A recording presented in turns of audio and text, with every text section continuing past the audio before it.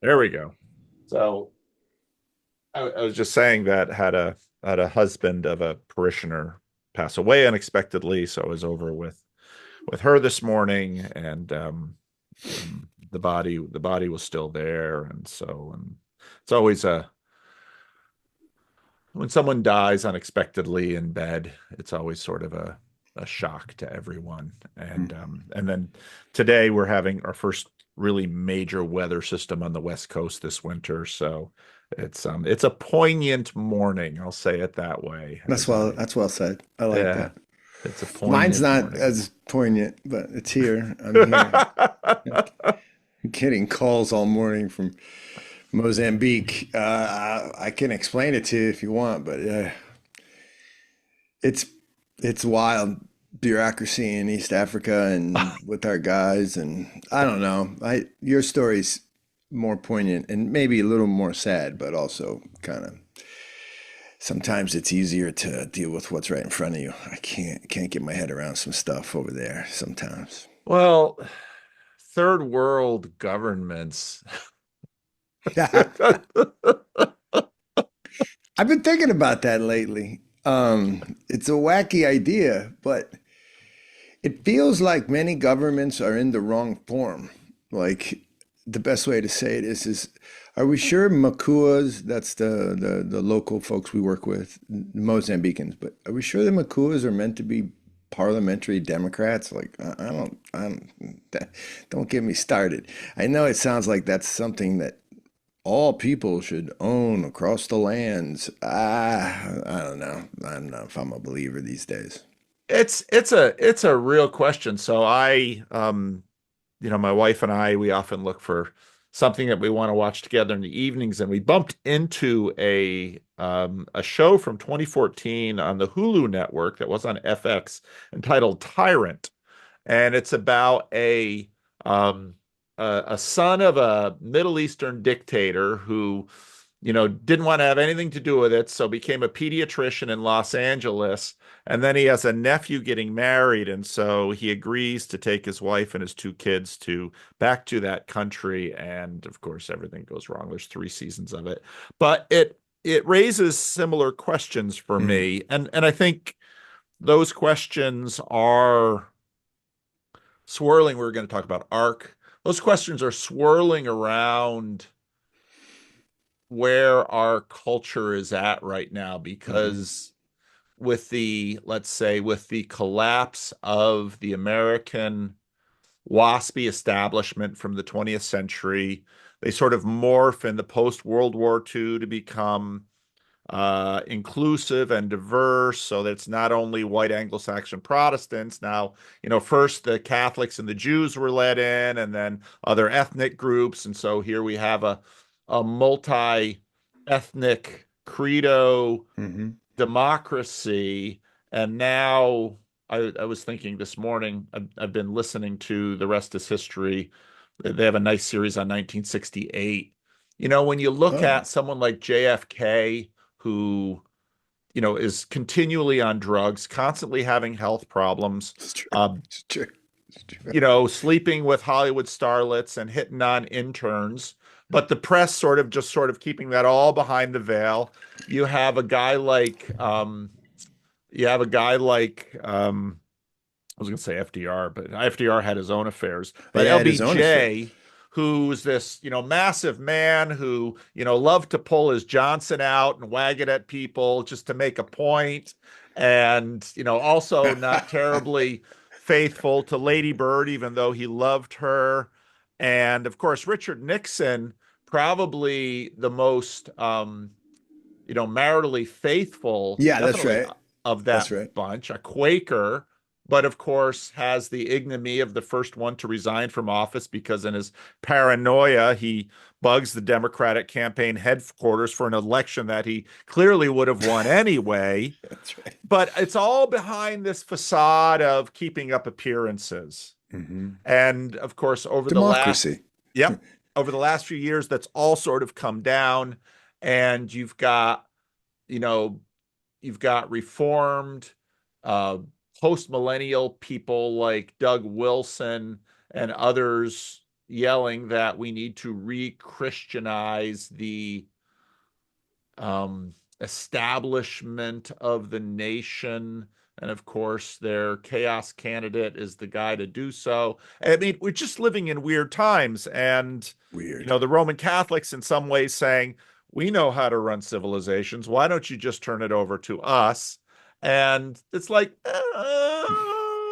You saw King's North yes. put a stick in that tire in that wheel. Yes. That And then was the Orthodox coming, and at least and to me the Orthodox on this topic have been so fascinating because you've got some out there saying, make Constantinople great again. mm, And then you've got others who sound, like Kings North, who sound, you know, positively Anabaptist. yeah. So and then you raise the comment, yeah, can you really just sort of slap a parliamentary democracy on every nation state in the world? Didn't go so well for Iraq. No, So, we have to stop kind of on some level. Yeah. yeah, and then, I've not yet made up my mind if I'm gonna go to London in February. Can we Which, talk about that? yes, that's what I'd like because I still haven't made up my mind. And I mean, a number of us went last year to it, and I thought I was really glad that I went, and I thought it was very productive for me to go. But that whole project is there's so much, a lot of what's happening on stage Hmm. is sort of presented as we know where to go and what to do. And I'm Yeah. sitting back there in the audience thinking, I'm not sure we have any idea of where to go and what to do with this. I think there are some ideas that we have and some themes that we have, and we have some ideas of what not to do, but I'm not sure what Christian civilization should look like going forward. I really don't know. Did you bump into that artsy Orthodox crew? Yeah, I spent Like a lot of my time with them. you did, yeah. Well, Neil, the guitarist, the musician, I'm going with him, and he got me some credentials. I'm going, and I'm not. I don't know what to. I'm like you. I saw the talks, and I'm thankful to be there and see what's going on. I'm trying to glad hand, and also I want to know, like, because on its face, I'm more with Kings North. I default to, yeah, guys, we don't know. Stop acting like we know. God's work is to create outcomes. Our work is just input, and then we'll just go from there. Let's just do this input right here and see what happens. And I don't know. I'm more comfortable in that vein, that artistic vein. But was it? Was it? Let me put it this way. Was it what some people told me it was an alternative to the World Economic Forum, like, with more righteous understanding of government, or what was it like that? Well, that's how it was pitched at least a couple of times. So I think part of what you and I sort of, both me sort of with my estuary project and you with your dinners, Hmm. what we're sort of approaching this asking programmatic questions. Because to me, ironically, as a Protestant minister, there should be nothing I'm more at home with than having a massive room of people sitting silently watching people give speeches. I mean, isn't that sort of the Protestant shtick? Um, but Paul, Paul, I love you, man. I really do. I really love. You can dip in and dip out like in 30. Like you're safe. You remain safe somehow. I don't know how you do it. but there's nothing, and again, there's nothing wrong with giving speeches and sermons. I mean, I do it every week. But when I think about what struck me last year was my big takeaways were not necessarily the speeches on stage, although some of the speeches I thought were really were wonderful and important. And speeches given live and in a room are definitely more important than, let's say, me yakking at a camera and getting put out on YouTube. Yeah, yeah. But the level of horsepower and even in many ways the diversity of thought, at least among the people that I was hanging out with, which tended to be sort of the Orthodox artists, and then Rafe Kelly and some of the corner type people. I would have much rather been in smaller spaces having unrecorded conversations, listening to what I think the real success of the conference was they pulled in a lot of really competent, high status, quality people. Yeah. Yeah. Having a polished bit on stage, okay, yeah, I get it, but I'd rather sit in a group of 10 to 12 and watch these people start to mingle and put their ideas together Yeah, that's and see beautiful. what Yeah. kinds of things come out of that. I think Jonathan, who's actually he's pretty he's pretty integrated, he's on the board. I won't say I don't understand the title, but he's definitely deeply involved. And I think he's hearing you and he knows, and I think most of them know that it can't be a top-down, Right. venture. No, I However, think that's true. I think everybody understands that. yeah, I think it's in the water, they're confederates on some level. They're afraid of the big giant monster called, world governance. So I'm much more comfortable there than most places. For me, like you said, doing dinners. So our work is like, okay, great. And here's 30 people together who are sharing toasts about the deepest things. And that's probably going to be more effective for health and cultural health in the long run. But the problem is takes you got to move a lot of people and 30 people at a time. Well, Yeah. let me put it differently. I actually don't think you have to move a lot of people. I think you have to do what's in front of you. St. Maximus talks about each person as a cosmos. Like it's you, Paul. Like you're the whole world right now. Like this is it. If we could stay in that space, I just don't think the resources follow my small thinking. The resources go, oh, that's so cute. Your estuary is so cute. By the way, Corey, this dude's a cool guy. This Yeah. guy's a Yeah. cool guy. Yeah. It was beautiful down at our we call it the art of the tamada, the art of this union of people at this table imaged as an altar. It's an Orthodox thing in Georgia that they do. Well, I should say it differently. It's a Georgian thing that comes out of the Orthodox liturgy. And long story short, he was just great, and we know we have to do that. You and Jonathan are always talking about embodiment. We know we got to do it. I'm not against ARC. It's just I think I'm against giants. How about that? I'm against giants. I like who was it? Why am I forgetting right now? Who killed the giant? Why am I forgetting this? Jack and the Beanstalk. Jack killed the giant, and of course, Oh, David. Goliath. David, David, forgive me. Yeah, I blanked. the biblical one. Yeah, I should remember that one. It's embarrassing. Well, It's and Orthodox though. and I've actually been thinking a lot about this too, in terms of obviously in the United States, we've I don't know if anybody's aware of it, but there was an election that happened this year in the country. I think very few people know about it.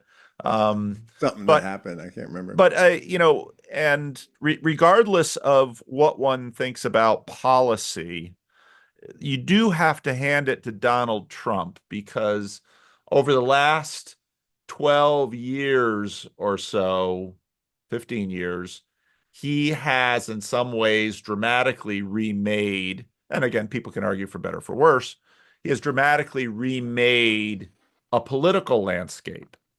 I don't know if even those changes are of a can be compared to the ways that, let's say, technology is Mm, remaking people's everyday lives. And I think that's this is, interesting. again, part of where Paul Kingsnorth's um, presence and voice has an impact because we do have an understanding that the technological changes that are rippling through our world are changing things in a profound level. And, especially given your work in Mozambique, I mean, I think probably I haven't been back to the Dominican Republic since I left in 90. When did I leave the DR? That was 97.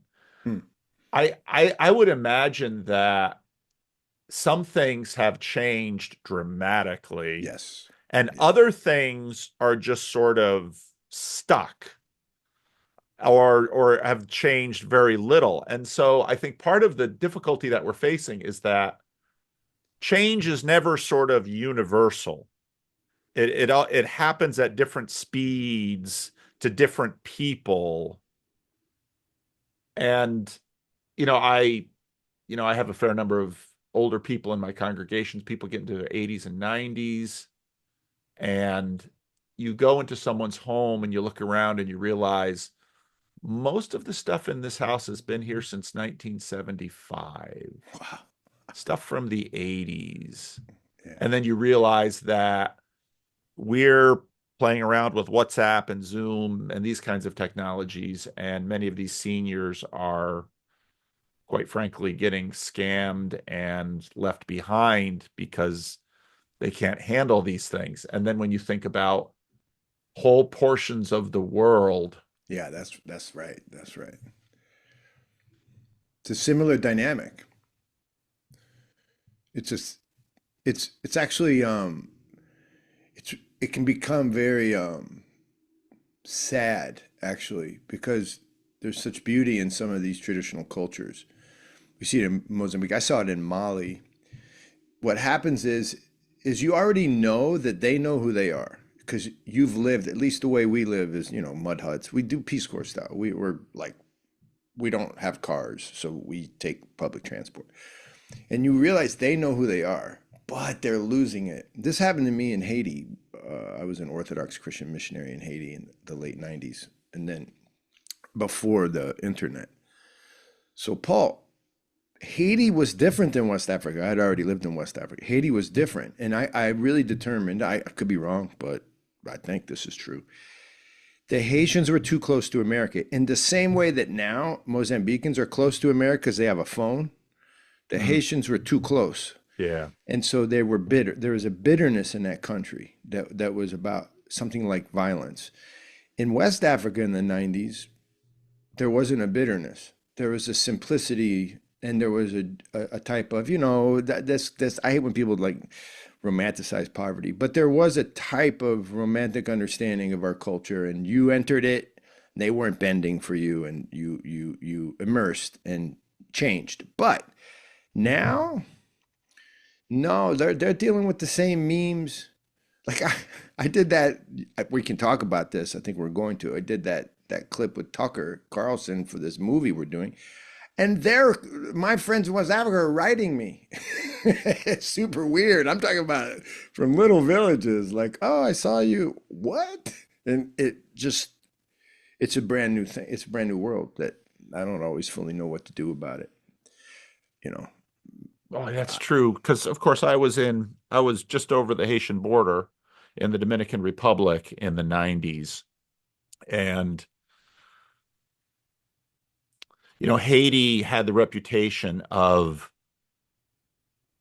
there were so many missionaries of every kind of stripe that part of the reason Haiti had so much cachet in terms of raising missionary money for it was it had the label of the poorest country in the Western Yeah. Hemisphere. Yeah. And so if you're at a mission conference in North America and you're trying to raise money for missions in the Dominican Republic, and so a guy next to you is They're raising money, like, I mean, Haiti is just the bleeding edge, and you so lose. the mission dollars going to the bleeding edge, and of course that both in the Dominican Republic and in Haiti, but I think worse in Haiti, it just transformed. I mean, there were so many perverse incentives Yeah. going on, Yeah. and I would imagine just from what you just said that wasn't that way in West Africa so much. No, not in my experiences, and they're I've been there a lot, and the Haitians. The way I always thought about it was in the same way that the, take a housing project in the United States. So I lived in the Bronx for a long time, and I know I taught kids from housing projects. The kids from the housing projects are walking through nice neighborhoods at times to get to their schools, and so there's just a natural closeness. They're Yeah, close, and they can't reach the thing that they see that's super shiny. yeah, That that embitters them. Now that embitters me too, just so you know. This isn't about poor or rich folk. It's just about life and how you experience wealth. Um, in West Africa, that wasn't they didn't have a closeness, but the phones are doing weird things to the images of ourselves. You talk about it all the time. The image of who I am is constantly being changed by all the images I see on the phone. And there's just too many images. I think that's what Paul Kingsnorth Yeah. is trying to get at. I don't know, but I'm not a Luddite. What do you think about that? Like, it's not like you're going to take the phone. Now, schools are starting to do this, right? They're starting to take the phones away from the kids. I kind of like that as per learning. I don't know what it's going to do as per culture, but I don't know. I don't have answers on this. I have answers about, I think, the best way to give money away, but I don't know about the best way to integrate culture on this level with all this technology. I don't know. So on Grail Country, Nate Heil and Sherry Sutter's little corner of the corner, they organized a conversation about Paul Kingsnorth's talk. And Julian, who came into the corner very early on, he lives in a Hutterite community in southern Alberta. He deeply thoughtful guy, young guy. And so he's been, I've been having conversations with him on and off for years. He listened to Kingsnorth's speech and just had a sense of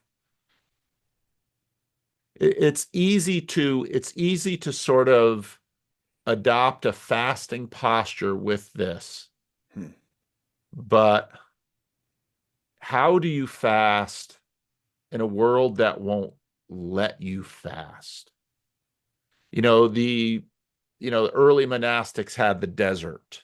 Hmm. And I think part of what we're bumping into, and this was a deep theme in Kingsnorth's speech when he talked about the fact that part of what the machine has done is it just keeps destroying cultures and replacing it with a strange sort of monoculture. Because the truth is, the Haitians and the West Africans and even all the different, I mean, West Africa is an enormous place. So you're going to have all of these, Sure. there are going to be commonalities within these monocultures, but there's still going to be vestiges and vestigial aspects of the cultures that have been disrupted and in many ways destroyed.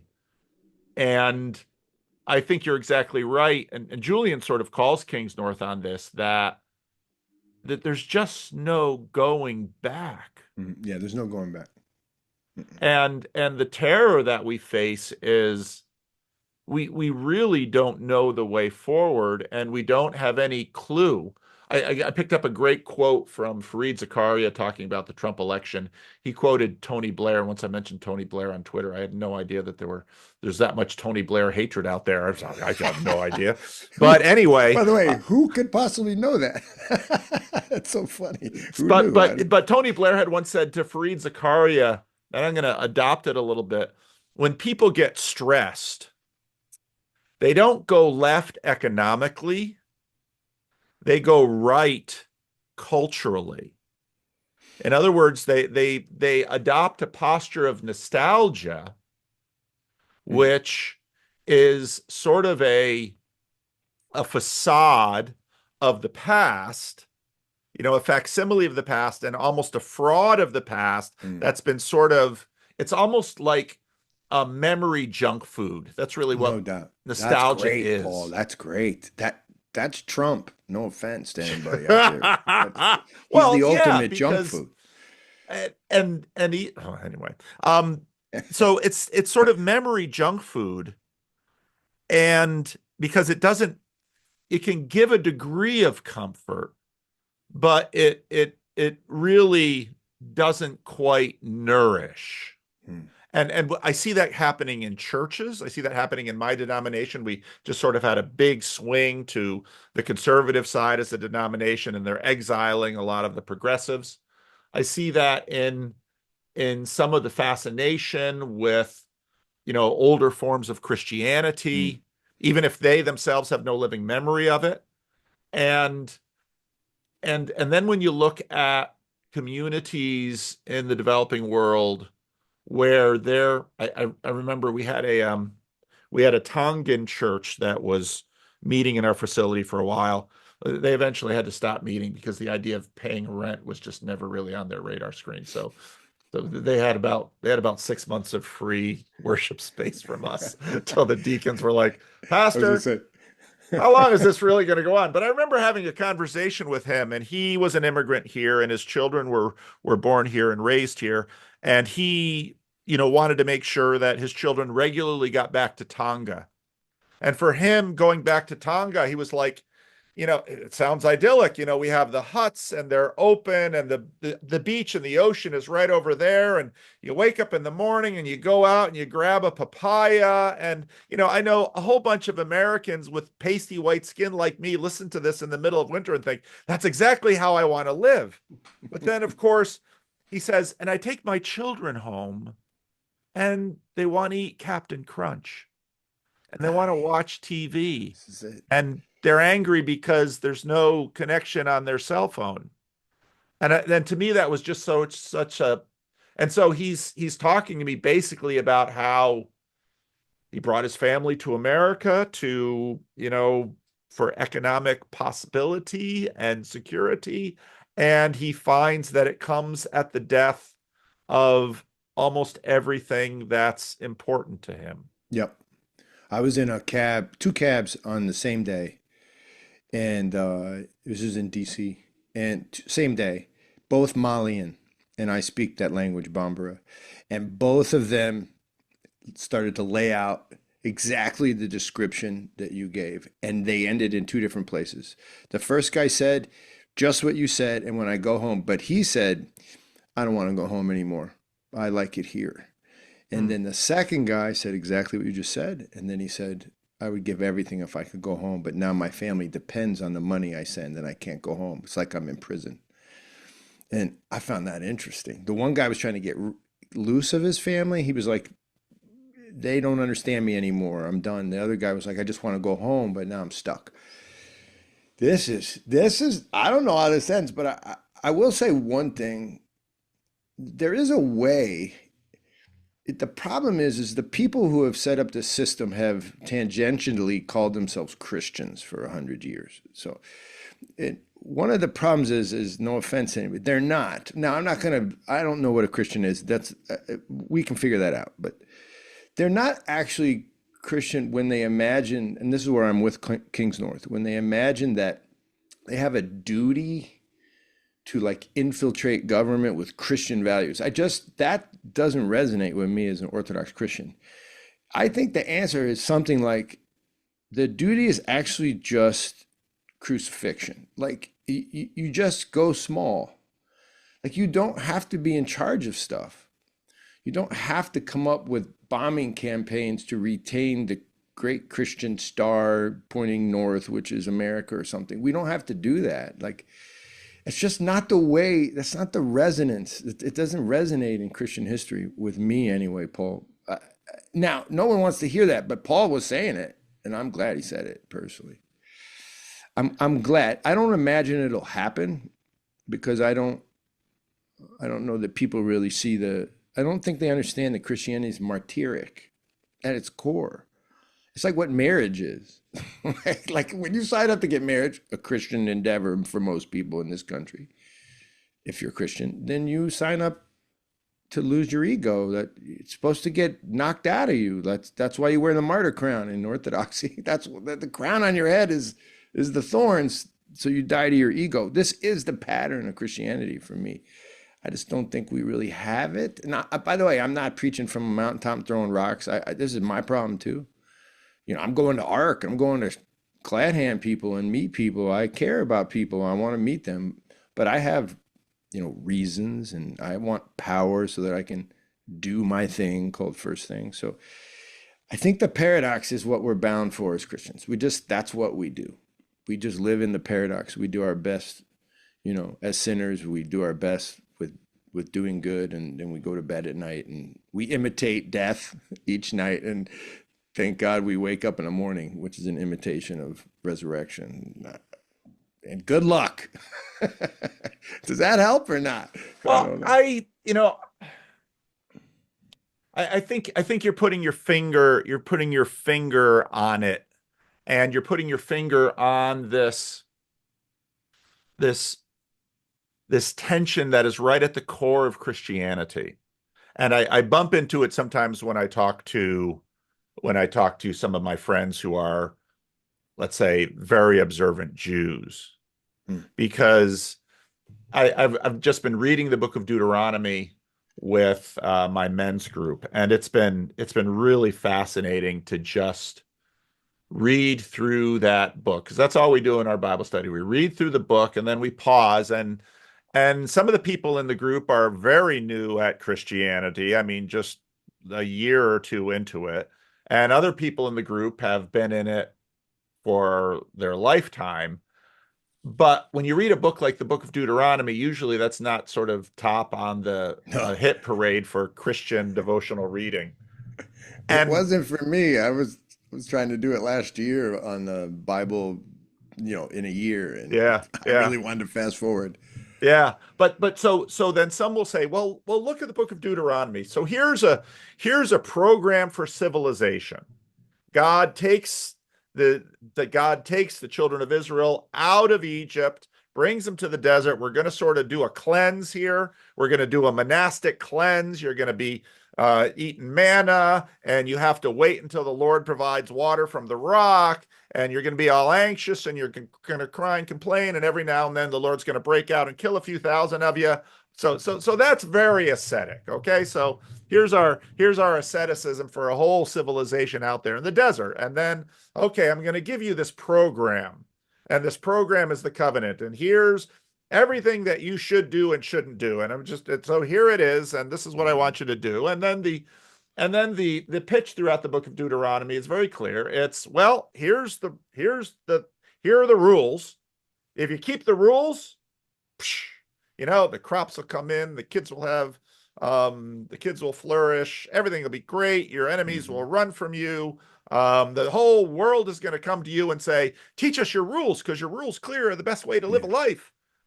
And but then God keeps saying things like, well, Moses, you're going to die. I'm not letting you into the land. So Joshua's going to take over, but almost right away, everybody's going to rebel, and I'm going to wipe you all out. I mean, it's almost the Dread Pirate Roberts form of civilization building. And so, I mean, this has been at the heart of Christianity right from the start, because of course the cruciform mission of Jesus. And then of course he doesn't just stay cruciform, because it's cross and it's resurrection, Mhm. Mhm. but the shape of resurrection seems to be something that we really struggle with in a world that seems to perpetually require the cruciform and the ascetic and the and martyrdom. Yeah. And so, especially now in a secular age with widespread skepticism regarding, let's say, something like life of the age to come. So one of the things that, again, my Hutterite friend really articulated well in that video, it was just out this morning, but he said, and one of the things I really respect about the Orthodox is that you as a people seem to really have this dance of fasting and feasting down. This You is it. practice you practices it as a community. So you practice the fasting, okay? And but then there's the feasting. And so liturgically you keep moving back and forth, and not just liturgically, you embody it.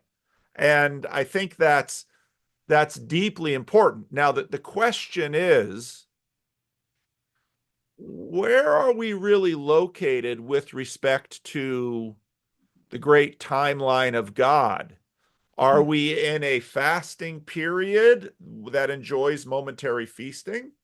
Or are we in a feasting period that requires selective fasting? Yeah.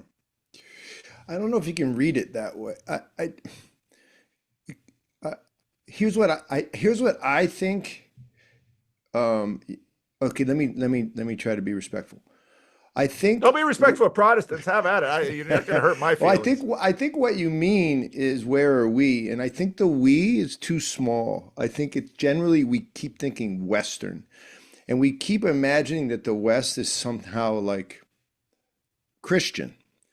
And I think one of the where are we? So when I hear that, I think of like West African Christians because that's where my work is, or I think of the Georgians. And then I start to realize is that the collective we is always in the same exact place. It's always waiting for their own death, which is something like their own crucifixion, which is something like then they're waiting for rebirth. And I don't think that we can read it in this universal way. Now I know Jonathan and those guys do that, but they're not doing it as a we. What they're trying to do is see the patterns in history, right? Right.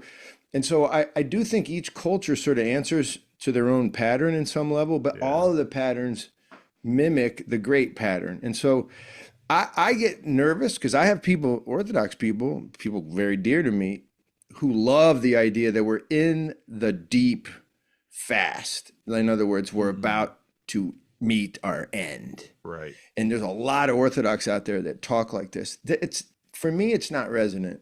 It's like maybe for me, it feels like about what it always feels like. Is today I did really poorly at controlling my lustful ideas, or I'm controlling my ego, I and know I'm then very good looking. I mean, it I was understand tough, that. Paul.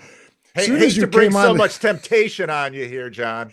I was well. I took off my glasses, but now I'm putting them back on. I feel like I tamed myself. I was overwhelmed. By the way, your beard is looking exceptional today. I do want to Yeah, say I that. haven't trimmed it for a while, so. It's really big. I mean, it's like, what are you, Orthodox priest over there? I love it. Let me just clarify it, but just put a cherry on it to say the we gets confusing for me, but I know because Christ is resurrected, we are in a special age, and I do think that age is something like we can know God. We're blessed, Emmanuel, right? We're God is present. That's an amazing thing to be involved in, and so I always try to end with that. And fasting and feasting is just every day on some level and every week. I do want to say one thing to you guys as Protestants, or to you, Paul, who I just want you to know something. I've never been around, and I know you're not evangelical in the way I know evangelicals. I know you're from a traditional Protestant denomination. But I just want to say this. I've never been around evangelicals. I've been in maybe one evangelical church. I've only been to one moment in my life where a guy was playing a guitar and there was no altar. So I don't know that world at all. Like it's I don't know it. I know Episcopalians, and then I know just people who are trying to have fun in life and don't know what they believe, and then I know Orthodoxy. And I will say this: that pattern in Orthodoxy, it did save me. Like, or is saving is a better way, because that pattern I saw in the old world where I worked in Mali and then in Haiti, and that pattern existed in all of those old ways, in the old faiths like Islam and Judaism. And I couldn't find it in Christianity until I found it in Orthodoxy. And just the pattern alone, it's peaceful. It's a peaceful thing to imbibe because you're not making meaning on many days. You're like, this is a fast day. You don't have to decide what it is. It's just like it's given to you. What do you guys do about that? Like, how do you? I guess you fast. The Protestants I know that say I'm going to fast are like doing it for a reason. It feels utilitarian to me or something like let's get rid of Jim's cancer, and then they all fast. Is that do I have that right? Do I sound like a jerk? Do I No, sound no, no, you clueless? don't sound like a jerk. You're exactly right. And even so, in the last 30, 40 years, there's been this attempt among, let's say, the children of the nonconformists. So, of course, you had England, you had Anglicanism, and then you had all these nonconformists, and they were like the Quakers and eventually the Methodists Mm. and the Puritans. And so a lot of the evangelicals, the non-magisterial evangelicals Yeah, in those North cats. Mhm. America are all from these nonconformists who gave up on the lectionary. Um, and so in the last 30, 40 years, many of these groups have sort of said, oh, we need to reappropriate Christian tradition, and that has meant a reintroduction of fasting. But you said it very well. It's individualistic and it tends to be ad hoc. Hmm. So I practice fasting to the degree that it feels authentically spiritual to me. Or I practice fasting depending on an idiosyncratic episode where someone is ill and I really need extra spiritual mojo. So I'm going to fast now to get that mojo to apply it to this need. And I Hmm. think that's what's happened to the degree that any of this is happening in Protestantism. Part of part of what's interesting about Protestantism is that it also tends to produce modalities and sub-communities. And so whereas part of what happens then in the 19th century with the rise of dispensationalism is that you get this weird you get part of Protestants who are premillennial, which mean that you sit down, you ask them, they'll say, well, I'm going to tell you the way things are going to go. History's going to get worse and worse and worse and Hmm. worse. And then it's going to get really bad because the devil's going to be unleashed on the world. And then Jesus, I mean, they have this whole thing that's sort of passing away now, but that's been big. And then you have this other group of older ones and a few left behinders like Doug Wilson, who are like post millennium. No, things are going to get better and better and better and better. Whereas the older traditions, the Orthodox, the Catholics, some of the magisterial reform, they were amill. They sort of happened before that particular thing took hold of the church, and they have to modulate just like you described, where there are Hmm. seasons of fasting and feasting. But in many Protestant churches, that sort of got broken down when basically when state religions sort of went away. And so then you have, situations, let's say in Ukraine or Russia or Georgia, where there's still a civilizational religion at play that has some moorings, even if only 10 to 20% of the That's right. population actually go to church. Whereas in America, everyone's just sort of ad hocing everything. And Yeah. and someone sees an icon and says, "Ooh, that looks cool. I'll put that up in my office." I'll use it. Yeah, I'll exactly. Yeah. Yeah. Well, in Georgia, it's really interesting because you know what's happening is that that spirit of the individual, the young people want it, Right. and so what you see happening is it's a it's not that Georgians want to embrace Russia. That's not what's happening. And I don't know if you've been paying attention or people who watch have been paying attention. It's really important to understand. Georgia's like a little microcosm of really the of all cultures being crushed between sort of two worlds. And they're the perfect example because they're being crushed between a Russia that wants something like an old authoritarianism and an America or a NATO that wants something like, I don't know, some brand of hyper individualism or something. And they naturally like live in this orthodox sphere. What I mean by that is their default is ancient Christianity. No offense, because they've been Christians as long as any other nation. Now, I know there were Christian individuals, but they and the Armenians, the Ethiopians, these are old. And so their default is something like this confederate mix, which is in Orthodoxy, we know ourselves to be individuals. We're not subsumed and consumed by the community. There is an individual identity before God, but you're only saved through the church, through the community. You can't be saved on your own. It's not possible. It's like not a thing.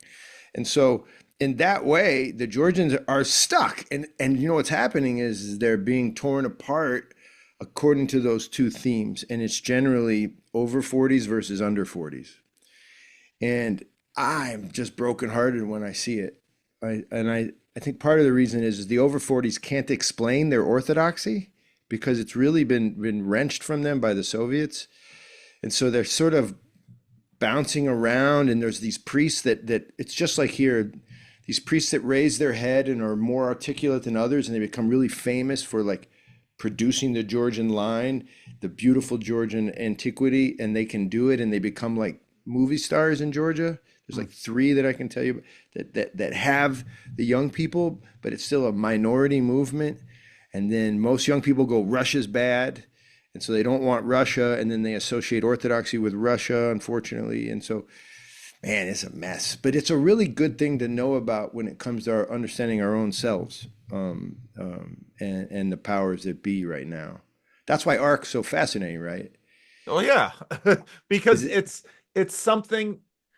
I mean, we even struggle to talk about this space, but Yeah, I'm this struggling is right now. You're right. no, So, I am too. And we're struggling to talk about it. We're struggling to understand it because we have a sense that it's stark in West Africa.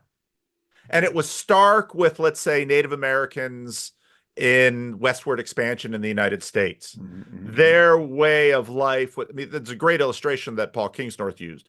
Their That's way great. of life was coming to an end. And suddenly people had a choice to make. Well, you can get a gun and try and shoot those American cavalrymen, or others maybe had had an inkling of what was actually going on a few hundred miles to the east. And they were like, this, this, this attempt to sort of huddle up and outlast this ain't happening, That's baby. right. That's right. 50 years from now, all of this prairie is going to be, rows and rows and rows of corn.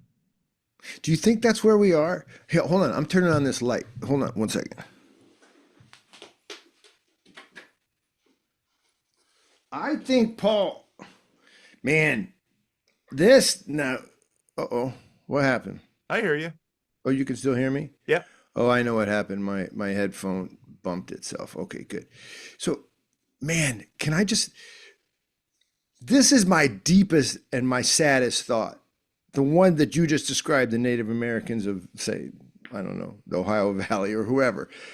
That's my deepest, darkest fear, is that it doesn't matter. It's just time. It's just time to realize it doesn't matter. And there's no fight to be had. It's just to go quietly and be a Christian. I don't like that thought because I like the idea of shaping culture. I love the idea of being influential and starting an organization that matters. But man, I think deep down, I think you described perfectly where we actually are if we call ourselves Christians right now. I actually think that's where we are on some level. That's why I'm with Paul Kingsnorth in his debate. Yeah. I watched people walk out of there. Even some Orthodox friends were there Were and you in the called me. room? No, but Oh, there were some people there I knew, and they said it was pretty wild that people were actually uncomfortable. They were frustrated with his talk. oh yeah. Well, I don't know how, I mean, First Things has been, that whole organization has had a wild ride. And, they were, I mean, oh gosh, I don't even know it that well, but I know enough of it to know they've had a wild ride. And so for Paul to give that talk in that room with that Hmm. placard in front of him, I was just like, wow. But I think that the reason that he was I mean, anybody who's listened to, you don't invite Paul Kingsnorth to give Yeah, your that's right. marquee lecture if you have zero idea. Oh, Paul Kingsnorth is going to talk about technology and the machine and the destruction of ancient ways of life. Who would have known? Read a Substack. It's that 24/7. I mean, he's And he was saying that before he was a Christian. It was the same theme, right. same idea. Yeah. But I think you're right in the sense of I obviously there's a temperamental layer of me. I am temperamentally a very happy, optimistic person. Yeah, me too. Me too. Me too. But I think also theologically, I I am not when Jesus says basically the gates of hell will not prevail. Okay, I agree, Jesus. I agree. I'll agree with that. And but this does get into these eschatological questions and the difficulty. So I guess again back to the thesis that the kinds of cultural the kinds of cultural genocide and wiping that is happening is not only happening to groups in Haiti or West Africa or even Georgia, it is happening to each successive generation Nice. of Yeah, those of us who are living here in the that's West. right. That's Because why what you have a white nationalist movement. That's right. exactly. That's right. Yeah. And that's why you have a Christian nationalist desire, because it's like, no, I want to America was great when things were like Thomas Kincaid used to paint. And it's like it never was. That never No, was. exactly. Yes, that's true. It's and so then and so then we're realizing this these radical dislocations, and just as you say, we feel ourselves impotent to do absolutely anything about it. Yeah, I don't know. See, Well, the problem with history is we always get it wrong. I know During that's why but we shouldn't worry too much. That's what I was trying to say earlier. We shouldn't be, we can be small. We don't yes, have to get it right. We can just be small and just do the little things. Saint Paisios, who's a 20th century saint, uh, Greek, he said, yeah, he would. I'll paraphrase. That's right, Paul and John. That's right. It's all coming down, and here's what's gonna happen. There's gonna be a flourish of quote Christianity, and people are gonna run into the churches. This is actually he said this 25 years ago, 30 years ago, and he said, and when they do, it's gonna look great. But that's not really what you're seeing, because the next step is a massive persecution. He's not talking about, the end of times. He's saying the next step will be a persecution. The persecution will take the dross off of all those newcomers. Most people will leave the church at that point. They'll get out because they don't want the fire. yeah. And the people that remain will be the true purveyors and the witnesses of Christianity. That feels, I mean, that was 30, 40 years ago. He said that feels like it might be happening to me.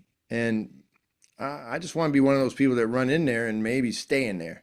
But that begs the question, Paul, which is one I want to ask you. And I asked Justin Brierley this too. None of my Orthodox friends know Justin Brierley. I love Really, Justin Brierley. Yeah, they don't know him. Justin's amazing. I had him on my little podcast, and I got Justin Brierley. And they're like, I don't know who that is. And I thought to myself, you guys, come on. He's not Orthodox, but here's the deal. This guy he was doing the small voice against the new atheists in like 2001, Paul, Yeah, 2001. yeah, yeah. And now look what happened. He kind of like, he's that guy. I love him. But I had him on the show and I said, okay, what's the church though? This is, this is deep down. I realize ecclesiology is probably the reason why you and I, in the end, we go break bread and have a great drink and have dinner and all that. But I think this is the big problem for returning Christians. People who wake up, they don't know which direction to run in. It's too confusing. It's too confusing. And our ecclesiology is a mess in the West. No offense to anybody. I'm a Westerner. It's a mess. And Justin uses the word church in a way that's messy. And I told him, I said, that's messy, the way you're describing it. He's like, he's a good guy, but he said, let's just not talk about that's not this moment. This moment is there's a massive collection of humans they're hungry for beauty and for Christ. Just let them run toward that way, toward the good way. Don't screw them up with this ecclesiology. It's too complicated. I'm paraphrasing. I don't think that'll work though. I don't think that'll work.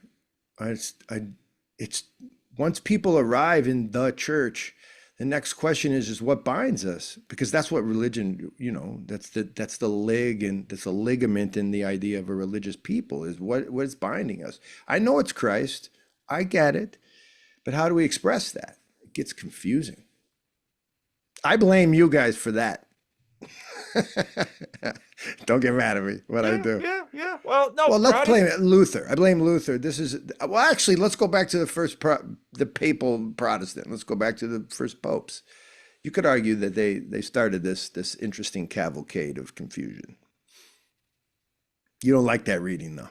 No, no, no. I very much agree. I mean, I feel Luther's story is so interesting because I think the best read is that Luther had no intention of rebelling against the church. Yeah. It was just that when suddenly he realized that this, see, and I don't even know that in the 16th century, what they thought of as the church is what we think of it in terms of this word institution. I suspect that the church was, when I listen to someone like Richard Rowland, and he talks about the fact that when he, as this crazy nerd that he is, loves reading, all of this pre this early Yeah. Christian stuff in Ireland and Anglo-Saxon, that it looks all very orthodox, because part of my impression, and I'm still trying to, the more I learn about the Orthodox and the Catholics, the more I'm just like, what are these things? What it's really, it's because, or one of the things that I love it, the man. more that I've seen orthodoxy, the more that I say, boy, it's way more chaotic than I imagined at It first is. impression. It is. On one hand, you guys really, love the idea of submission, and some places really practice it. But I always thought that chaos and submission were antitheticals, but it doesn't really look that way with you guys. No, it's So, the paradox. so It's weird. Luther, young Augustinian monk, has all of this angst and, overly sensitive conscience, according to his confessor. Sort of lets loose with this blog post on the Wittenberg door. And, because he's a young man and he just wants to see the church clean up his act. He's zealous for the church. And so then, didn't realize that he really stepped on some, hey, we're trying to build a basilica down here and we need the money. So don't get in the way of the fundraising. Yeah, Any missionary can understand those ideas. for sure. And then he begins to dawn on him that this thing that he loves so much, he just, the cry of his heart is that he wants to purify it. They're gonna kill him. They're gonna burn him at the stake. And then he's all zealous. He's like, go ahead and burn me. And his prince is like, dude, I've invested so much in you. Yeah, you can't go. You can't I'm not going die. to let you get burned. I'm going to kidnap you and lock you in a castle and just keep writing your angsty stuff. And then this new printing press is going to spew it all over the That's world. right. And I mean, it's just a crazy story. And out of that comes this massive plurality of not just ideas and theologies, but especially institutions and forms and ways. And it's been an astounding mess. And I think actually, I think I think it's going to get messier. Do you? I do. But when I say messier, that doesn't mean that there aren't going to be sort of really hardened and and precious precious things. And again, it gets back to this tension between fasting and feasting, Mm. because it's so funny when, of course, those who are watching what's happening with Jesus and his disciples come to Jesus and said, "Hey, look, we've got our fasting and feasting stuff going on here in our resistance to Rome and Hellenism and all of these things happening. Why aren't your disciples fasting?" And he says, "Well, the bridegroom is here. Why would they fast when I'm here?" Okay. And so then he goes away and they're in terror, and then he comes back and they're in celebration, but then he ascends. And so then you have the question, because obviously he's at the right hand of God the Father and he's reigning over heaven and earth. And so surely I will be with you to the end of the age. So, and I think you're exactly right that the church over a long period of time, in order to try to embody the tensions in this story, said what we're going to do is have a communal pattern of fasting and feasting, That's so right. that our people understand both modalities. Yes, because that's the DNA of existence. God became man so man can become God. This is the partnership. This is the partnership. This is how it looks: seed and soil, right? Man and woman. It's just that's how it looks. There's a partnership of sort of a dying to something so that you can live, and so that's it. That's just the DNA of existence. It's just how things work, and the church has to embody those things. And for me, that was the, can I?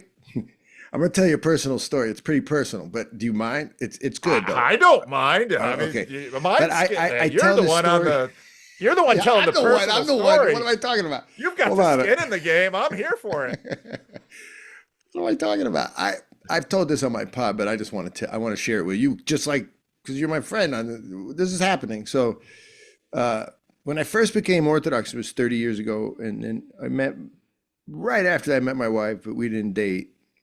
Long story short, I pined for her, and I even left and went overseas, and I came back, and I've actually got married to her. She's a New Yorker, uptown, from born and raised in Harlem in the Bronx. And so this is it's a love story. I love this woman to death to this day. But within the first year and a half, we got pregnant. She got pregnant with our first. I have 4 daughters, but this was our first together. She had 2 daughters. So long story short, here comes the baby. And at that point, I was my spiritual father was in Rokor, the Russian Orthodox Church outside of Russia. They tend to be traditional, and so I still am. I still go to Rokor Parish. I'm indebted to that flavor of American Orthodoxy. So she's pregnant, and as you know, and everybody knows, when you're pregnant, things slow down in terms of your romantic life, and so they're slowing down. Let's just say to not even a crawl. Let's just say they're turned off. The season of fasting. It's fasting. It's baby imposed fasting, and so the thing is my daughter at the time is going to be due, and I see it coming because I'm a young guy and I'm enamored with my wife, like really enamored, and she's about to give birth. Wait a minute. In January, that's fine. But I'm doing all the math and I'm realizing then there's going to be a 6-week time after that. As people know, you're not exactly rekindling during that 6-week time. And there's a little baby. That's all dead news. And then I'm looking at the calendar, and then the 52 days of fasting begins with before Pascha, before Easter. Lent is coming. Lent, yes, Lent. And I'm looking at it going, oh, no. It's going to be a great Easter that year, baby. Great Well, Easter. you already anticipated it. I went to my spiritual father and I said, Father, look, here's the situation. I just explained this. And he looks at me straight and he's like, so what are you asking me? And I said, well, economia is a word, it's like, well, life is hard, and also you're being crushed under the weight of the sins of the world, and so I understand that this happens to you. So maybe go have romance sex with your wife. But he just looked at me and went, "Well, I don't get what you're asking." And I said, "Well, I want to have relations with my wife during the fast." And he's like, "So have relations with your wife?" I don't get it. What's the problem? And I said, "Well, because of the fast, I don't want to break the fast." He goes, "Well, then don't break the fast." And so I'm going, okay. But I want to have relations. He says, are you asking me for a blessing? He's looking for a dispensation. Yeah. He says, I don't listen. I don't know who taught you Orthodoxy. I'm like 2 years into it. He said, you have to live with that. You're the one who's sitting in the bed, not me. So here's the deal. You don't get a blessing. And I told my wife, that's what he said. You think we had any relations? No.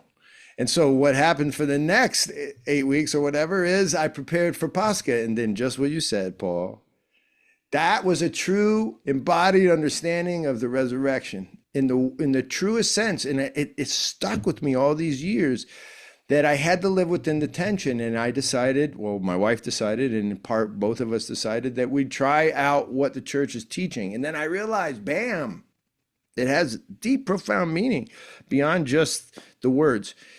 That's my way of saying that there has to be that structure that is time tested, and that when you don't like it, you don't get to start your own church. It just doesn't work like that. You can, but you're going to miss out on the fruits of the of the fast Oh, or that's right. of the darkness. And so I don't know. That taught me a ton. That taught me more than all these good sermons he was preaching. Believe me, that taught me a lot. I And believe so it. there's some tension, there's some ability to live within the paradox. And I think Christians have lost a lot of that ability to say, yeah, guess what? I sinned and also I'm forgiven and also it sucks and also I'll probably do it again and also God is good and I just keep going and none of it makes that much sense. That's what I found that Orthodoxy allows me to do somehow. So, Well, I think, and I love your story. And I think part of what I when I listen to that story, what I hear from that story, part of the transition that happened into the modern world was the pre-modern world. In the pre-modern world, institutions, the church had made a certain peace with the givenness of the fasting and mm, feasting that come in this dispensation.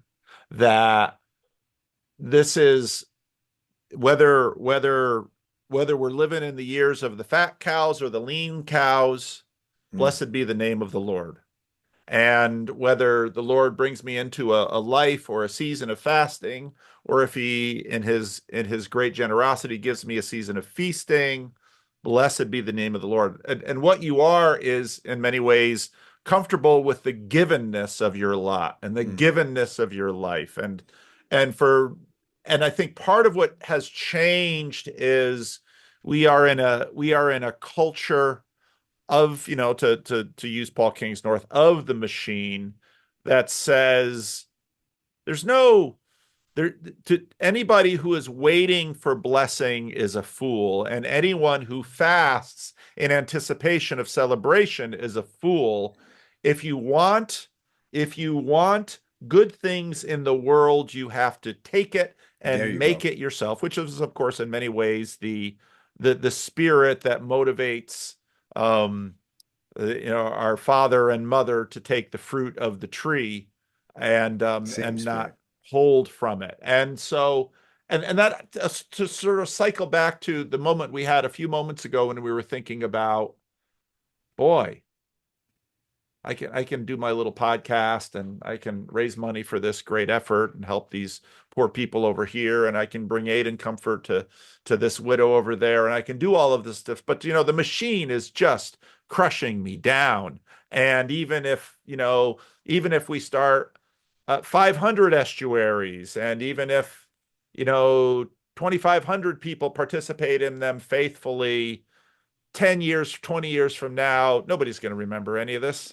I know, right? You can get into that. It's terrible, but you can get But in. but the but again, I think part of what we're talking about in terms of the what the church bestows in terms of the fasting and the feasting is, okay, bless the Lord giveth and the Lord taketh away. Blessed be Mhm. the name of the Lord. I will finally trust him, and that level of faith and confidence in his goodness and in his sovereignty means that I can spend myself for small things, Yeah, I love because that. finally the God of the universe sees and knows, and I know that my Redeemer lives, and with my eyes I will see him.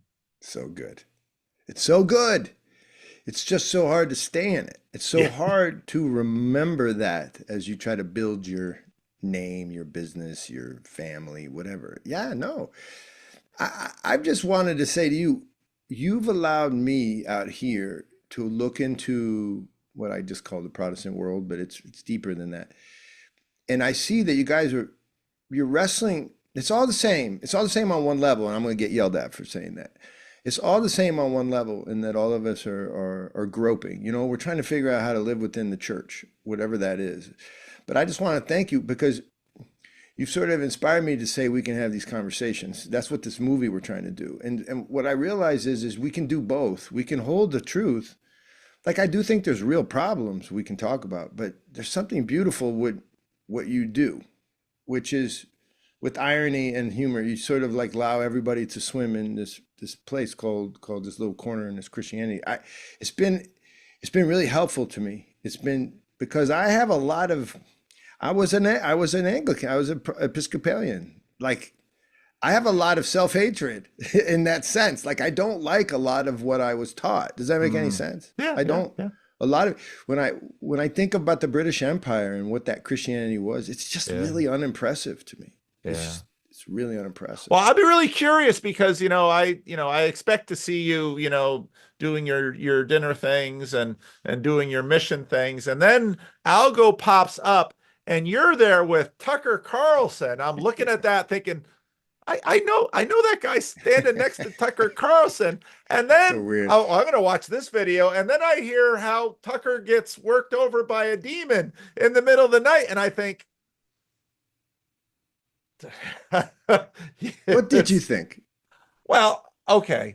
To be perfectly honest, Because I was I, standing there.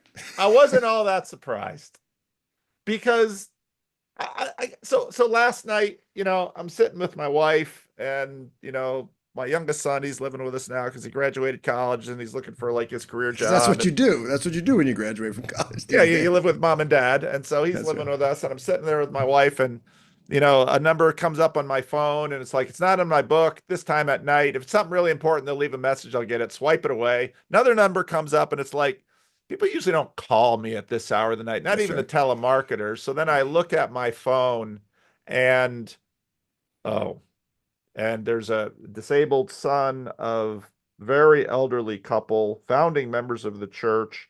He's he's sort of been off his meds lately.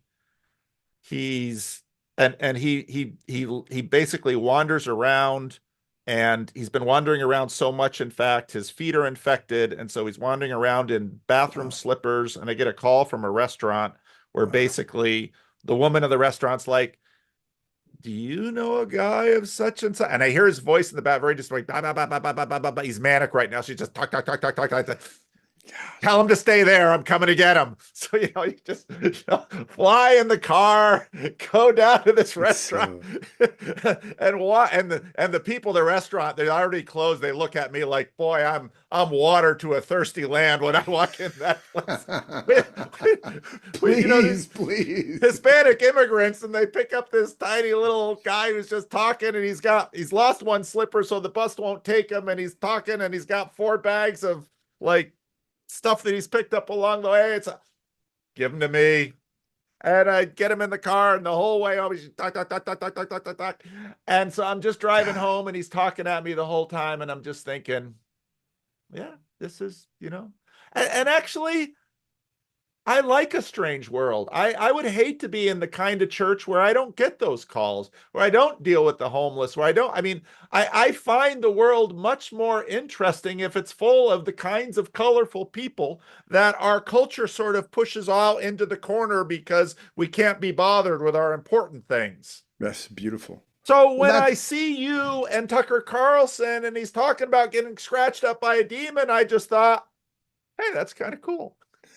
Not that he we got thought so scratched up by too. a demon, and I look at the Rod Dreher stuff too. I mean, you and I are probably very much on the same page with this. I love talking to these atheists. They're like, these things don't happen. I Oh always God. just Did laugh. you? It's like I laugh too. I laugh. I laugh. you people don't get out enough. They think they know the whole world, No. and it's like, I don't think you've ever been anywhere. No, I've traveled to all these countries, but again, No. when you understand that most people from our world, when they travel to these countries, they just slide on the A surface, 100%. A and that hundred there's this percent. veneer of people in these countries that go to the good colleges and have visas and can travel, but everybody else on down. So when I look at Rod Dreher's book and he's talking about all of this stuff, I think about how many Haitian baptism services when the pastor who he wades into the water and takes this person and, maybe a little girl or a teenage boy or something and puts them under the water. And they start to thrash around. The pastor wades in, grabs them, dunks them, just keeps dunking them because he's drowning the devil out of this person. And and so then it's like, yeah, Tucker Carlson got worked over by a demon. He got worked over. That's what happened. It was seemed like it. So, He had a moment. It was really interesting. He was telling the story with, seriousness. And Then he had a moment where he could tell that I was processing what was happening. I was processing because I was like, I think he's Tucker Carlson telling me killed, he got attacked by a demon. And then he felt uncomfortable. It was really fascinating if you watch the video. Then he's like, no, but I don't care if you believe me. It's not that I wasn't believing him. It's just like, okay, this is happening right now. It was pretty wild. Like you didn't see it coming. And then all of a sudden I realized in West Africa, my friend, he cut his beard and he put his hair outside. He swept it. And the little kids came and gave it back to him. They said, don't leave your hair out there because the witch doctor will take that and he'll burn you. He'll use your hair to kill you. That's like regular, normal. Yeah. Yeah. And then you're like, oh, they're just crazy. No, actually, we scientific materialists may be the crazy ones. Well, and so again, I talked a little bit before about John F. Kennedy and LBJ and George Wallace and Martin Luther King Jr. I mean, all these figures and you had this veneer on the culture. And if JFK got worked over by a demon some night, we'd never hear about it. Maybe it would come out later. That's a good point. That's a good point. But what's happening is this veneer is going away. And so now we've got a president who he sort of wants to have, he denies that he's sleeping with Stormy Daniels and, oogling girls in his beauty contest, but nobody believes that. I mean, we all know. I was in New York. We're New Yorkers in my family, and we saw young Donald Trump. This is what's always troublesome, because when people say, "Did you're going to vote? Would you vote for Trump?" I immediately think of that guy on the back of the New York Post. Like it's not the guy that most people got him later, on the TV show. We had him when he was like daddy's cocaine in trouble guy. It's just nuts that he's president. Yeah. It's just nuts. But so then now suddenly we're in a place where, oh, well, it's going to be very interesting watching the veneer come off. And okay, what are we going to do now when the world when that buffer you have on your buffered self just, with every passing year keeps getting thinner and thinner and thinner. And so this is why it's easy to despair when we see many of the things that we inherited in the church under stress or passing away. But when these veneers come off, people, you're going to call the cops when the demon works you over?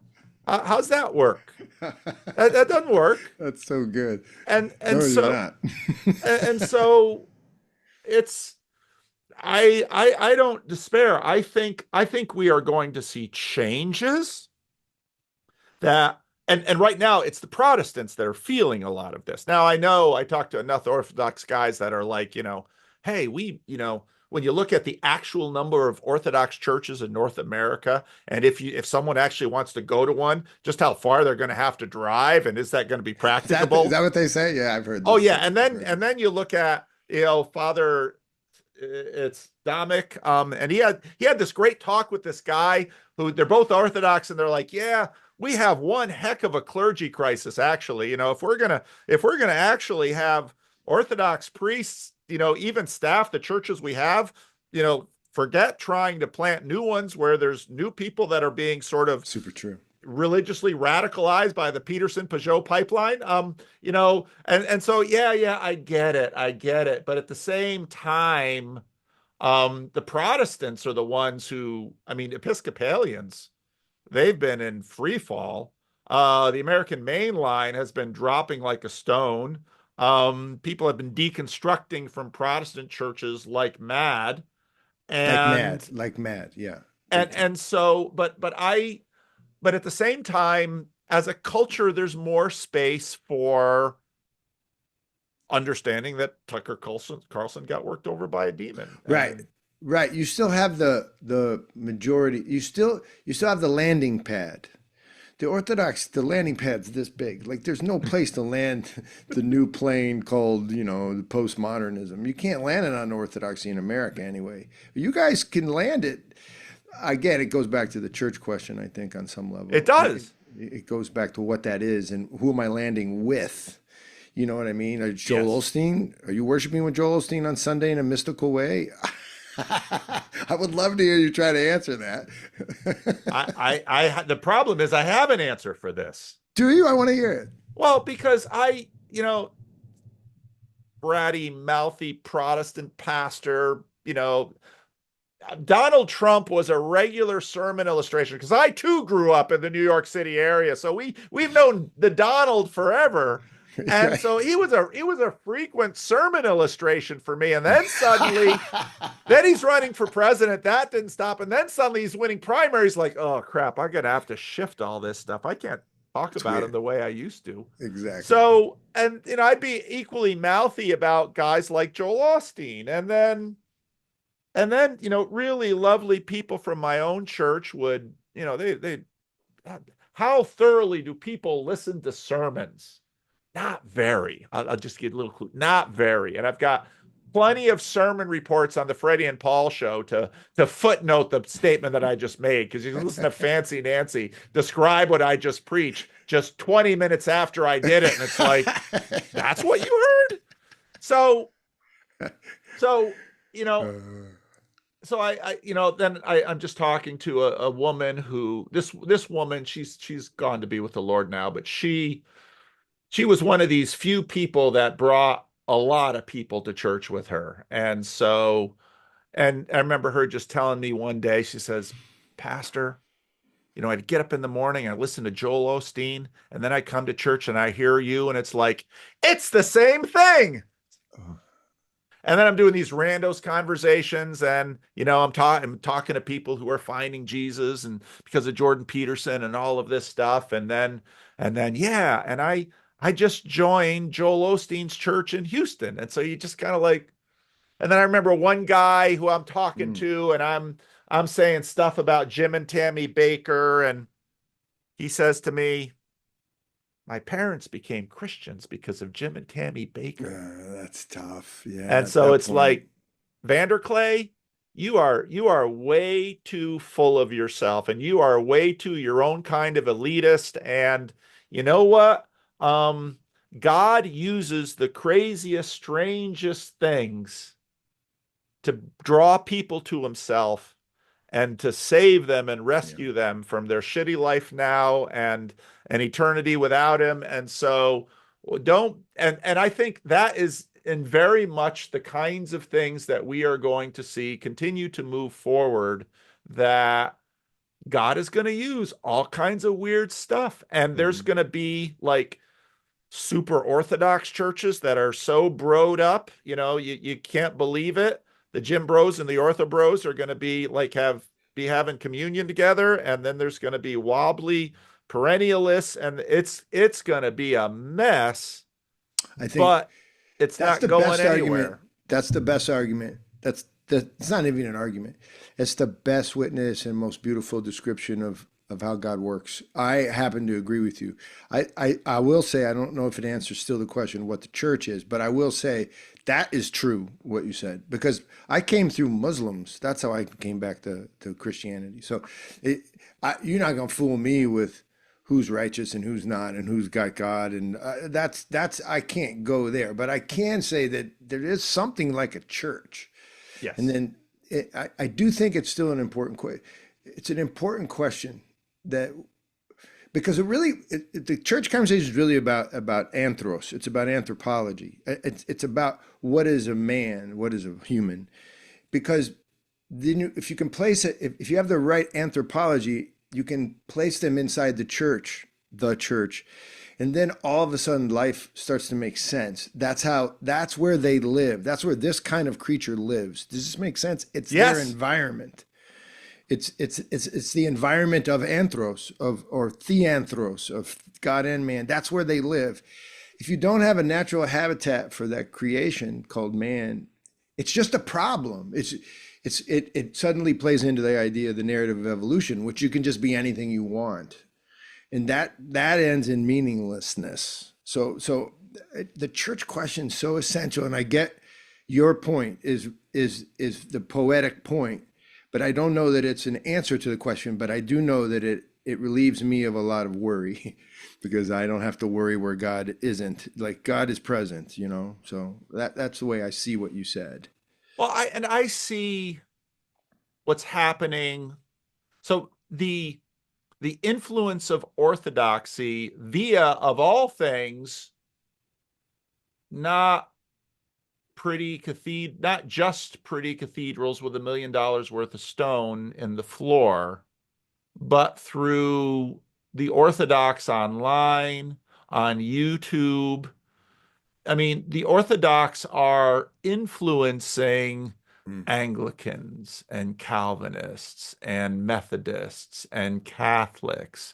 In other words, anybody who has a sense of what catechesis looks like, and your story about of you and your wife is a perfect example, because if you were a much better behaved John, you'd sit down and your priest would tell you this and you'd say yes, and you'd be in perfect conformity, and you wouldn't Yeah, even notice that it was Lent because you're doing it with the church. And then no, that's not how you are formed. You are formed because you are a man who loves his wife and loves to love his wife in a very masculine way. that's right. You got it. And when Lent comes up at a very inappropriate time, you are going to wrestle with your soul. And then the beautiful joy of consummation can be an embodiment of the resurrection of Jesus Christ. Think about that. That's It's right. amazing. That is the way Christ is formed in us. And this is the way Christ builds his church with all of this messiness. And actually, again, the more I sort of try to get my head around what on earth orthodoxy is and all of its chaos, especially in North America, because you've got orthodoxy in America, and then you've got the Greek Mm, Orthodox, and you've got the good luck. Antiochian. I mean, it's just like, whoa. If you ever want to talk about it, I got a guy for you. So I say that he builds his church the way he's always built his church. And we should get used to accepting the givenness of the good things that God gives us, and the fat cows and the lean cows. So Did you ever see that movie, um, The Apostle? yes, years ago. You reminded me. Yeah, that's Robert Duvall, I think. Yeah, He yeah, always reminded me of my father, that actor. But that to me is a movie about Christianity. It's yeah. it's it's he just he's just pissed. He's just like, I don't want to do this. I don't want to do this. And I like those churches that invite that conversation. Yeah. That I don't like the ones that are fearful that the loud lawbreakers, are going to ruin it for everybody else. It just well, pharisaical stuff. So I love the messiness of it all. The problem is I like to also stay messy. So I need the structure too. You know, I need the bishop, even though I don't.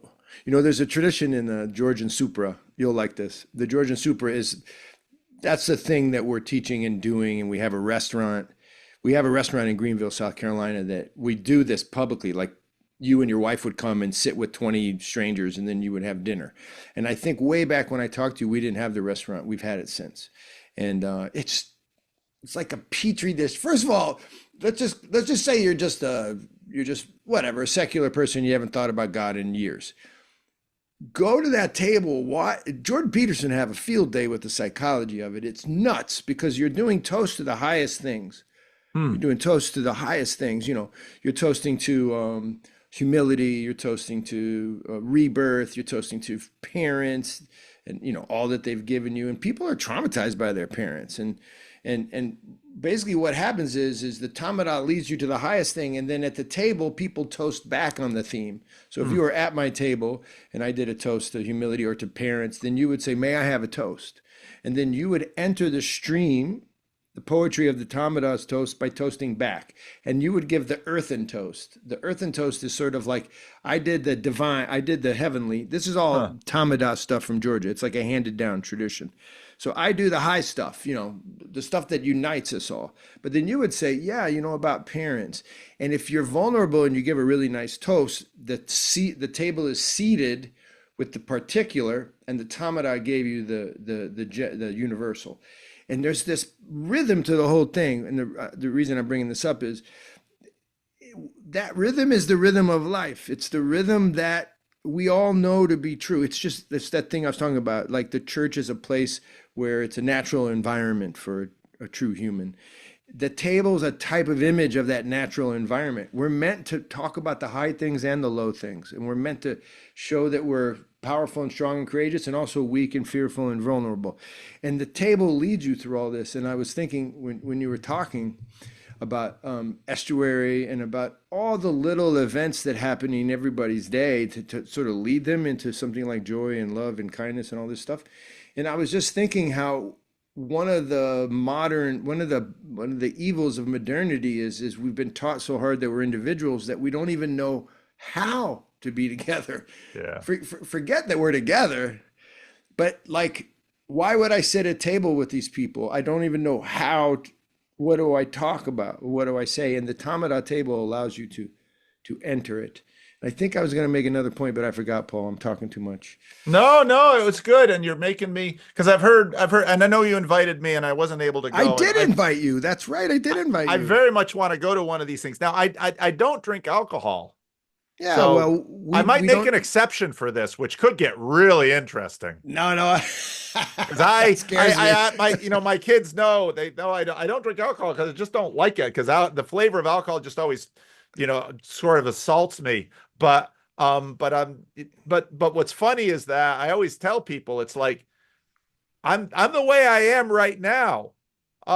If I was by the drunk, way, you don't need any alcohol. what on earth would happen? I would definitely need some, Christian or adult supervision. Can I clean this up for you? Because you're hilarious.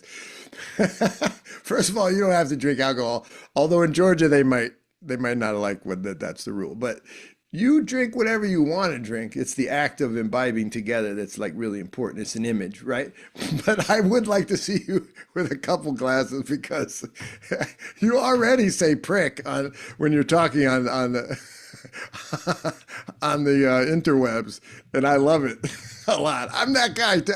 I'm much worse than you, but I would like to see you at a table for sure. Well, I do have this missionary rule, which was, when I go into a place, I eat what they eat and I drink what they drink, because that's what you got to do. Man, you making my heart swell. That's what you got to do. That's what you got to do. Oh, I remember.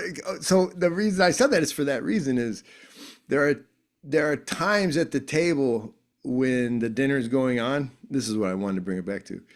And people are trying to play. It's so weird, Paul. They play along. There's a real desire in people to be unified. And that always gives me great hope. Yeah, and you see it because these are strangers to each other. We do every Friday night, we do this table, but we do other private ones too. But they're strangers to each other, but they want to do it. They want to get close. That's why whenever I hear people worried about the dissolution of humanity, I'm like, people actually want each other. They've lost the ability to meet in the middle. So at the tradition in Georgia is that Tamada is standing and he's very authoritarian. It's important. A round table is not a supra.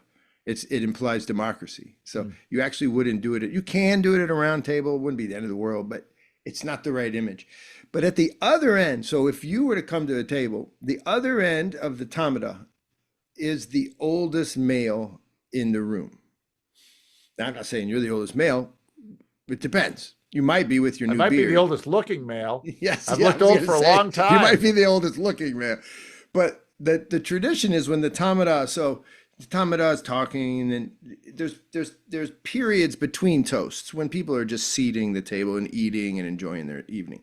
But the Tamada gets up to toast, and the first thing that he sees is the oldest male, who is the image of the bishop. And I wanted to tell you from the point that I remembered is I need that bishop, because otherwise, if you don't put the bishop down there, the old guy who's checking me, I go off the rails. And so I get that role of the church that way. That's what the point I was trying to make. Not that I needed to go back and make it, but that's what I was No, trying it's to say. good. It's good. I want to know more about this. I mean, because it's so funny.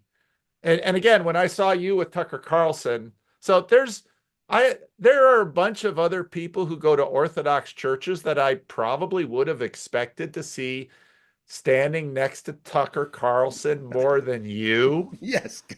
It's not my flavor.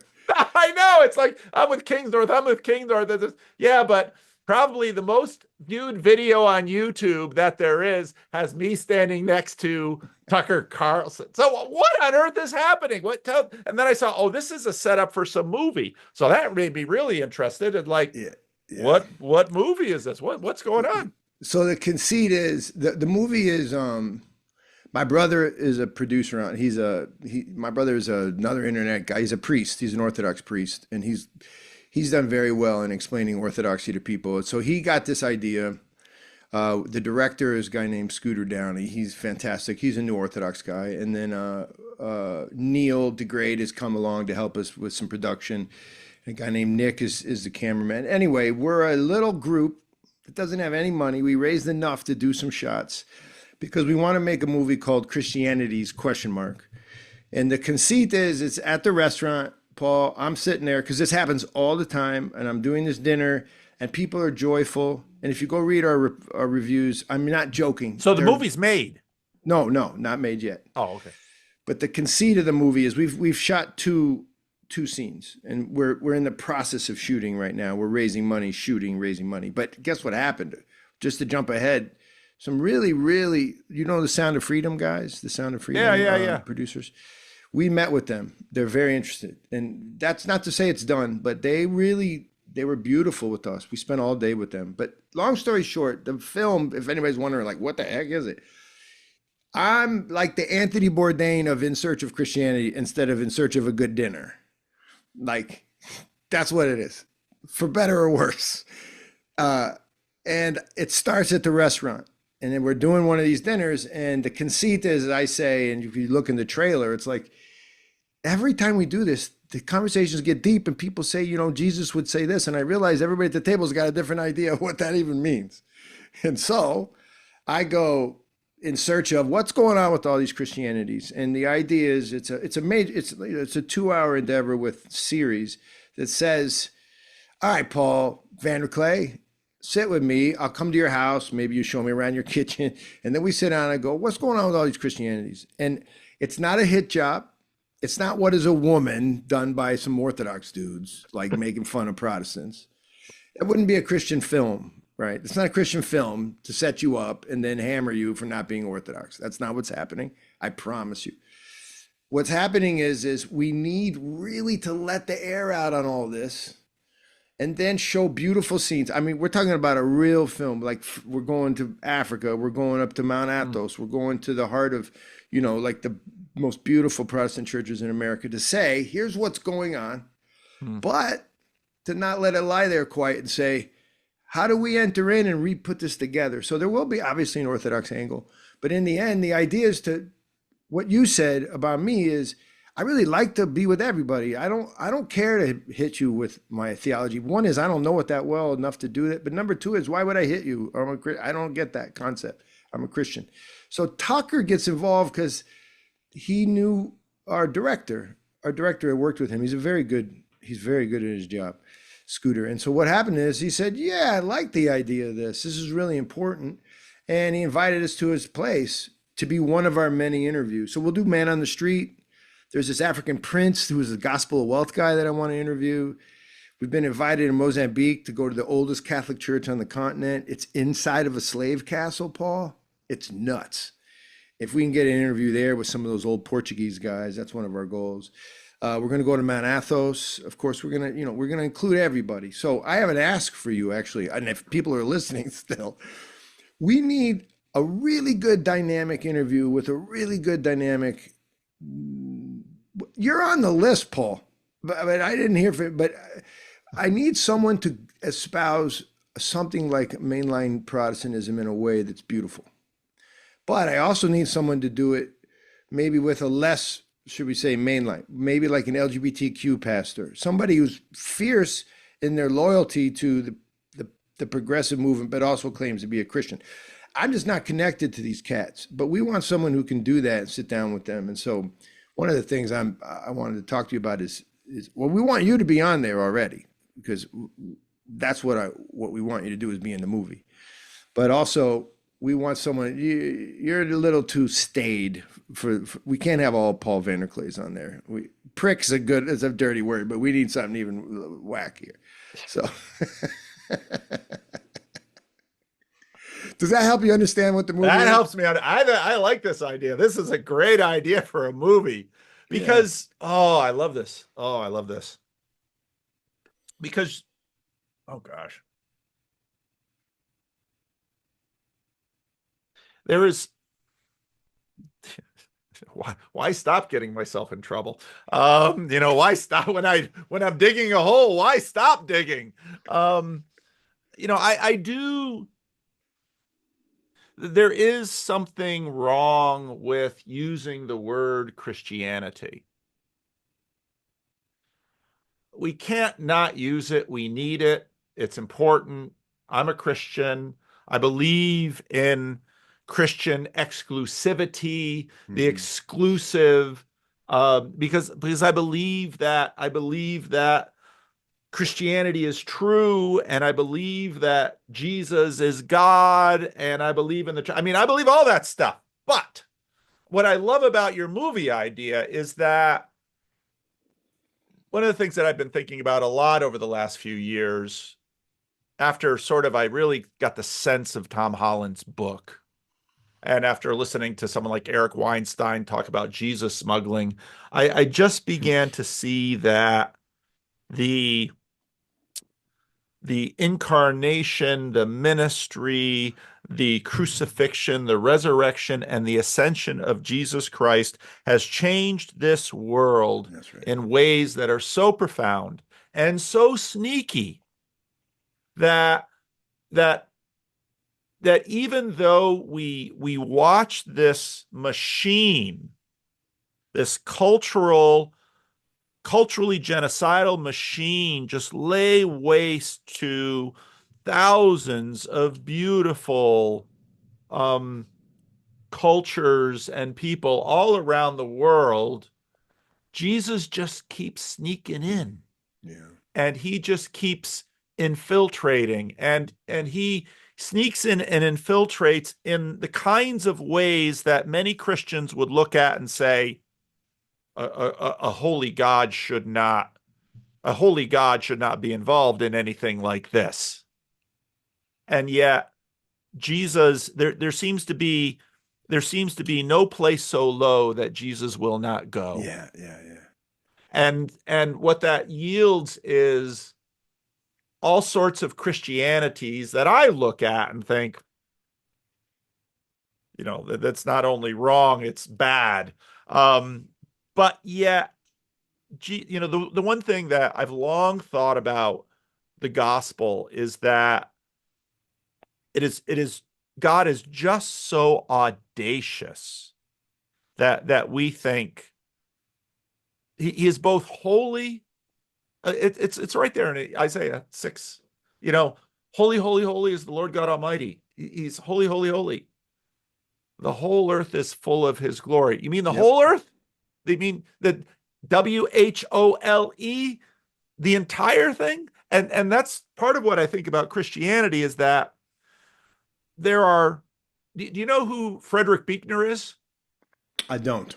Okay, he was a Protestant writer, and one of my favorite books he wrote is the first book of the series. The full series is called the Book of Bebb, Bebb, and the first book is Lion Country, and Mm. this is the story about a a guy in Florida of all states. Of course, it has to be Florida, Florida man, a guy in Florida who, on one hand, there are rumors out that he actually presided over a Christian miraculous raising of a dead person, but he's Oh, also under suspicion of child molestation. I think I have heard of this book. Yeah. The book's called Lion Country by Frederick Buechner. I think it's Frederick Buechner. Yeah. And so there's a reporter that goes down to Florida to dig up this guy to do an expose of this because he's running a diploma mill. So, like, if you want to be ordained or you want to have a degree, you just write a letter to this guy, and he'll send you he'll ordain you. I mean, it's the worst of Protestantism. Yeah. And so this reporter goes down because he's heard about this, and there's suspicions of child molestations and rumors about he raised the dead. So he's going to go down, he's going to do an expose, and he's going to blow the lid off this corrupt minister in Florida. And he gets down there and he begins to discover it just keeps getting weirder. And then he meets this preacher's daughter, and well, she's kind of hot. And I mean, Buechner takes the whole thing and puts it all in one book. And the thing is that it's audacious for Buechner to write a book like that, but the book doesn't even come close to the reality of what you are trying to display in this movie. That's what we're trying to do. And I think it's beautiful. And you will absolutely fail because there's absolutely no way any film can actually capture it. With the budget's not big, there's no budget big enough. You just reminded me. No, but you got it. You got it 100%. We're just going to put as much beauty into it. Yeah. And then, but also cut with a little knife every now and then to say, yeah, you have to decide what you believe. It's not just all, it's beauty, but it's also a bit of the beast in the sense that you have to sort of come to terms with what this thing is. And that's what we hope. We hope people do both. But you're telling a story. Can I tell you? I was in Georgia this summer. We went to a monastery. As you guys know out there, many Christians, especially in the Mediterranean, but definitely the Orthodox tradition is you bury people, then you unbury them. You especially in monasteries, you bury people, and then because there's not bones. You take up their bones, right? You translate them and you put them in an ossuary. That's very normal, but it's even normal with non-monastic situation. But I was at a monastery. And so they showed me the ossuary, and there's all the hundreds of monks that have, been there over the last 200 years or whatever, however long. And then we're in the church walking around. And so that was cool. And he says, come over here. I want to show you the side chapel. This is a church from the 900s in Georgian Republic. And you walk into the side chapel. And then when you walk in, Paul, see, I want this in the movie, but I don't know if we're going to try. The monk walks us in there. He speaks just a little bit of English, and lying there, there's the altar. I'm pointing this way. There's the altar. It's just a teeny little chapel. And then over here is like a person laying, but their bones, except for their legs, have skin on it. Not exactly the way the skin looks on my hand or your hand right now. Well, that's skin, okay? That's some skin on there. But their face is covered with, like a robe. It's the piece that the priest wears. They've covered his face. And so my non-Orthodox friends were like, whoa, whoa, why is there a half-dead person just laying there open? And the monk says, oh, yeah, him. It's almost like he didn't see him. He said, oh, yeah, him. Well, we were translating some of the bones, some of the relics of the fathers, they call them, the monks, and moving them into the ossuary. And then we came down around the hill on property that wasn't ours, and we noticed that a grave had come out of the ground, shifting rains. And yeah. So we went over and said, oh, it must be one of the fathers, but we realized, no, he's not. He's a shepherd or something. And then we saw, when we started to try to decide what to do with his body, that he was incorrupt. Wow. And we smelled him, and we're like, whoa, we got something here. So they just took him and put him in a church for like the last 8 years or something. And so when I'm like, well, who is he? And they're like, we don't know. And I said, well, why? He said, but one day we might find out because we think he's probably holy. And so when you try to process that story and you start realizing they're venerating this guy and they're not sure that he's a saint. See, the Orthodox don't do it like Catholics. You don't have to. It just starts to happen. Like that guy might become a saint or not. That story is one that it needs to get in the picture of all these other crazy stories, and that's the kind of thing we want to tell. I love it. I remember we were in I have this group of pastors that I'm working with, and you get missionary stories. Here we go. Group of pastors that we're working in, and then one of the guys says, "We got a new church." Oh yeah, where is it? Well, it's right over by the Haitian border. So we're gonna have to drive a while, and there's this little river that runs between the countries, and so they got a baptism, so we're gonna go up there. So pile in a bunch of pastors and we drive forever and, drive into who knows where, and people sort of halfway know where to go. It's like, well, to turn here. And then we find somebody and he's kind of connected to the church. And so then we're out there and we're sitting on these logs because they obviously just sort of hastily put a few things together for our coming. And I've told this story before on the channel, and we're sitting there, and people are trying to sing, and the songs are kind of weird. And what's even more I've been weird there. is I've been that there. this guy sitting next to us is just going. They didn't have any instruments. They have a few shakers, a few scratchers, but he's just kind of the accompaniment is just going bing, bing, bing, bing, bing, bing, bing, and I'm giving him the side eye, and then I'm looking over at the pastors, and they're giving him the side eye, and it's like, yeah, I've just been to the end of the world of the end of the world where my pastors are looking at these people and saying, and I remember getting in the car and driving back, and my pastors are like, boy, I don't know what really happened there. What was Again, it's just, was it's he just, singing? Was he it's just singing? bing, bing, bing. It's just what is happening? But that is the world, and that is the church, and that and the gospel changes and transforms, maybe not always to the degree that we would like, the most strange and sometimes Amen. inhospitable people. Well, And it's the leftovers. yeah, You went and picked up your friend. Let's be honest. That was a thing. It was a lot to go over, drive over, and pick up your friend with one shoe on it. And you know what? He's one of the leftovers. But those are that you can go and do that, and that he can receive you. That's just Christianity to me. That's just yeah, how it works. I That's agree. how it I looks. agree. So I'm super excited about your movie. I think this is gonna, and if you, it said, I'll send you a list of names. I'm not gonna name them because the truth is, if I name some people will be upset. So I'd rather All send them. heckle break loose. I That's agree. right, Don't because name them. once you Don't name them. not name names, someone will be like, "You no, not." But the whole Oh, point is, we want some people that people are going to look at and they're going to say, are they really, yeah, really? And the answer is often, I don't know, but I can't say no. yeah. So I'll just leave that up to God. Why don't we just let, when Jesus says, "Judge not that you be not judged," why don't we practice some of that? Yeah, I'm Um, in. Well, we have to. We figured out for the film. It's really my job as the sort of host. I'm not in charge of this. I'm in there. But what kind of movie would it be is if we don't treat our brothers on the film like Christian, like yeah, brothers? Like that's a big problem, right? That's a big yeah, problem for a Christian movie. On the other hand, there's this balance, so we're going to try to reach it. It probably won't work, but it'll be hopefully beautiful enough. That's my new Christian phrase. It's kind enough because you can never be fully all those things. I mean, Christ, right? One is holy, one is God. So you try. So you try. I think it's a great idea, and your